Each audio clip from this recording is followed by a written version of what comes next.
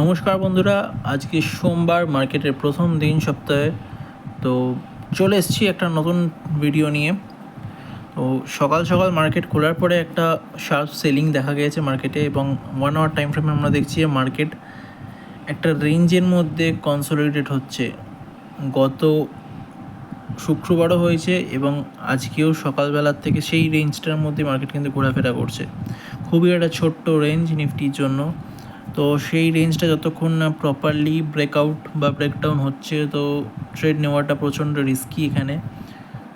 তো দেখা যাক, যদি কোনো ট্রেডিং অপরচুনিটি বেরিয়ে আসে এখানে, তাহলে সেটা পুট সাইডের দিকেই বেরিয়ে আসার প্রবাবিলিটি বেশি, কারণ তোমরা দেখতে পাচ্ছ কন্টিনিউয়াসলি এটা হায়ার লেভেল থেকে রিজেকশন আসছে।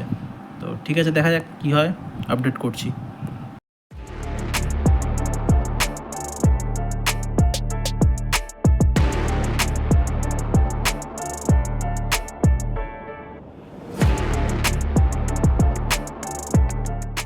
তো বন্ধুরা, অনেকক্ষণ ওয়েট করার পর আমরা ফাইনালি একটা অপরচুনিটি পেয়েছি পুট সাইডের দিকে। তো 24,500 পিইতে আমরা এন্ট্রি করেছি, অ্যারাউন্ড 69-এর কাছাকাছি, ঠিক আছে। এবং এখান থেকে আমরা মোটামুটি 6 to 7 পয়েন্টসের একটা এসএল রেখে মোটামুটি 10 পয়েন্টসের কাছাকাছি টার্গেট রাখার চেষ্টা করছি। দেখা যাক এটা আমাদের টার্গেট হিট করে না এসএল হিট করে।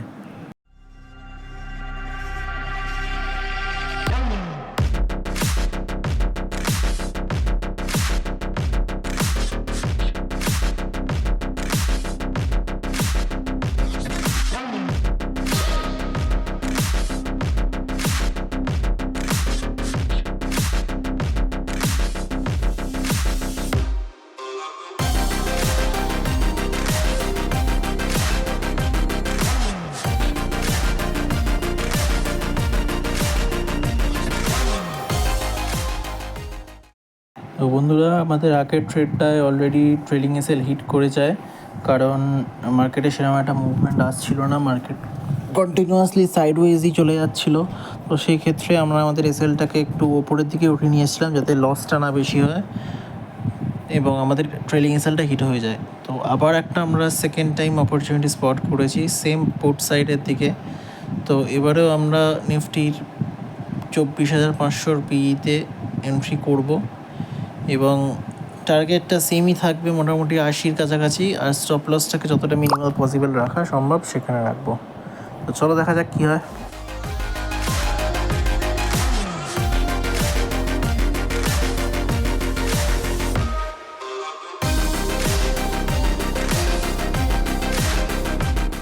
তো সেরকম একটা মুভমেন্ট মার্কেটে না থাকার ফলে আমরা ট্রেডটাকে কাট শর্ট করে দিই এবং ওয়েট করি। তো বন্ধুরা, আজকে সোমবারের মার্কেটটা একটু অন্যরকম ছিল। কীরকমভাবে অন্য, দেখুন, মার্কেট সকালবেলা খোলার পরে একটা শার্প ফল দেখিয়েছিল এইখানটায় ফার্স্ট 15 to 30 মিনিটসের মধ্যে। তারপরে মার্কেট আস্তে আস্তে রিকভার করলো এবং ডে হাইকে ব্রেক করার চেষ্টা করলো। মোটামুটি 1-2বার চেষ্টা করে 24,600 লেভেলটাকে ব্রেকআউট দেওয়ার, কিন্তু সেখানে হাই কল রাইটিং থাকার দরুন মার্কেট লেভেলটাকে ব্রেকআউট করতে পারেনি, এবং তারপরে মার্কেট কিছুটা নিচে এসছে এবং একটা রেঞ্জ বাউন্ড মুভমেন্ট দেখিয়েছে। তো সেই ক্ষেত্রে বহু লোক ট্র্যাপ হয়েছে মার্কেটের এই মুভমেন্টের ফলে, ঠিক আছে। এবং অপশনের প্রাইসও যেহেতু হেভিলি ডিকে হয়েছে, তো সেই ক্ষেত্রে মার্কেট সাইডওয়েজ থাকার দরুন কিন্তু ভালো পরিমাণ একটা লস হয়ে গেছে অনেকজনেরই।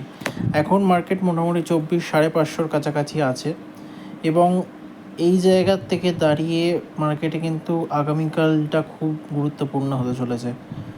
যদি মার্কেটে প্রপারলি 24,500-র নিচে ক্লোজিং দেয়, তাহলে কিন্তু আমরা একটা শার্প ফল কালকের দিনে দেখতে পাবো, ঠিক আছে।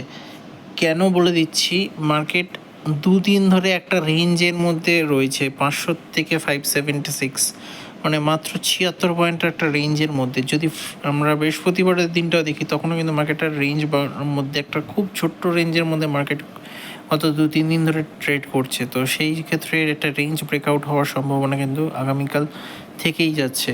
আর আগামীকাল নিফটির এক্সপায়ারিও আছে, তো একটা মুভমেন্ট আশা করা যায় যে মার্কেটে আমরা আগামীকাল দেখতে পাবো।